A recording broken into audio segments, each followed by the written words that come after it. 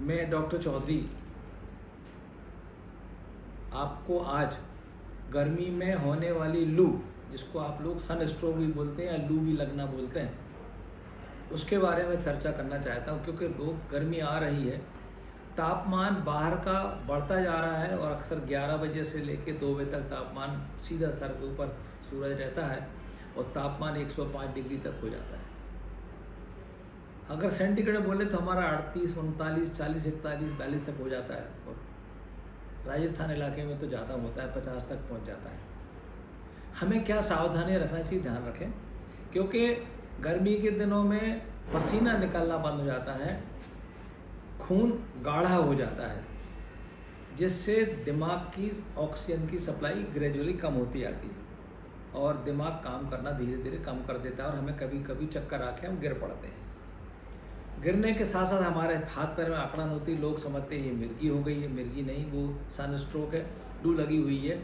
आपको इस समय पे हमें ध्यान रखना पड़ता है कि ऐसे मरीज को हम किसी छायादार वृक्ष के नीचे ले जाएं, उसके कपड़े, जूते, मोजे ढीले करके उतार दें, ठंडा पानी उसको पिलाएं अगर जग रहा है, या सिर के ऊपर हम ठंडा पानी डालते रहें। अगर कोई बच्चा अगर ऐसा हो रहा है तो हम उसको ठंडे पानी से नहला दें। सर के ऊपर गीला तौलिया रख दें, हाथ पाँव में ठंडा पानी रखें, छाती को छोड़ के। मैंने छाती पे कपड़ा नहीं रखना है गीला, लेकिन हाथ पाँव को, सिर को हमें अच्छे से धोना है। अगर ऐसा नहीं किया तो बहुत समय के बाद दिमाग में जो चोट पहुंचती है, दिमाग के तंतु खराब हो जाते हैं। ये बढ़ता इसलिए है टेम्परेचर, क्योंकि हमारे दिमाग में जो हाइपोथैलेमस है या कि बुखार को नियंत्रण करने वाला जो दिमाग का तंतु है वो खराब हो जाता है या कम हो जाता है, तो हमें स्ट्रोक हो जाते हैं, जिसको धूप से बोलते हैं। हम लोग अक्सर बोलते हैं घर से बाहर निकल रहे हो तो 11 से 2 के बीच का टाइम ना निकालें, घर में रहें। अगर निकल रहे हैं तो ठंडा पानी पी के निकले, नींबू का पानी पी के लेके। लोग अक्सर बोला करते थे प्याज साथ में लेके चलिए। मेरा मतलब, उसका ये मतलब था कि प्याज को खा लिया करिए, क्योंकि उसमें पोटेशियम बहुत ज़्यादा होता है और आपको अच्छा लगता है। हमें प्यास भी बहुत ज़्यादा लगती है तो हमें ये काम करती है, कुछ समय तक हमें डिहाइड्रेशन नहीं हो पाता। लगातार लोग अक्सर देखा होगा खेतों में काम कर रहे हैं या लगातार साइकिल चला रहे हैं या बहुत गाड़ी चला रहे हैं या धूप में गड्ढे कर रहे हैं, ऐसे लोगों को अक्सर ज़्यादा होता है। भट्टियों में काम करने वाले, स्टील प्लांट में काम करने वाले लोगों का अक्सर ये हो सकता है। इसलिए हमें वातावरण में ठंडक रखने के लिए कुछ ना कुछ उपाय करना पड़ते हैं। हर चौराहे पर आजकल देखते हैं कूलर की बिक्री हो रही है, पंखा चला के रह रहे हैं, लेकिन बेचारे गरीब कैसे करेंगे? उनके लिए यही है निर्देश कि अपने छत वाले घर जो ना हो गया, अगर खपरेल वाले घर में हो, घास फूस वाले घर हो तो उसमें ज़्यादा ठंडक रहती है। मिट्टी के घरों में ठंडक बहुत ज़्यादा होती है, सीमेंट के घरों में नहीं होती।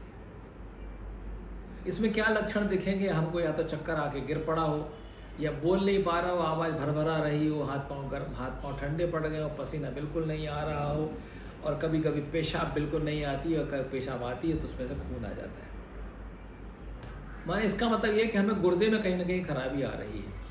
इसलिए आपको पानी खूब पीना चाहिए। प्राथमिक इलाज में अगर क्या सबसे पहले क्या करना है, उसको छाँव में ले जाएं, ढीले कपड़े कर दें, जूते मोजे खोल दें, कमर का बेल्ट खोल दें, ठंडा पानी सिर के ऊपर रखें, हाथ पाँव को धो दें। अगर पानी पी सकता तो पानी पिलाएं। अब कुछ नहीं मिल रहा तो चेहरे पर लोग अक्सर छिड़कते पानी, आपने देखा कोई बेहोश हो गया, गिर पड़ा तो चेहरे के ऊपर पानी छिड़कते हैं।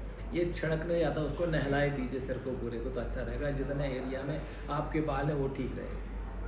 हमें अक्सर हम सलाह देते हैं कि धूप में ना निकलें, क्योंकि धूप में निकलने से ये तकलीफ होती है। काला चश्मा लगाने की सलाह हम बोलते हैं, जैसे आँख की आपस में मतलब हम काला चश्मा लगाते हैं, इसका मतलब कि आँखों के अंदर वो तेज धूप की रोशनी जाएगी तो हमारा ब्रेन स्टिमुलेट हो जाएगा।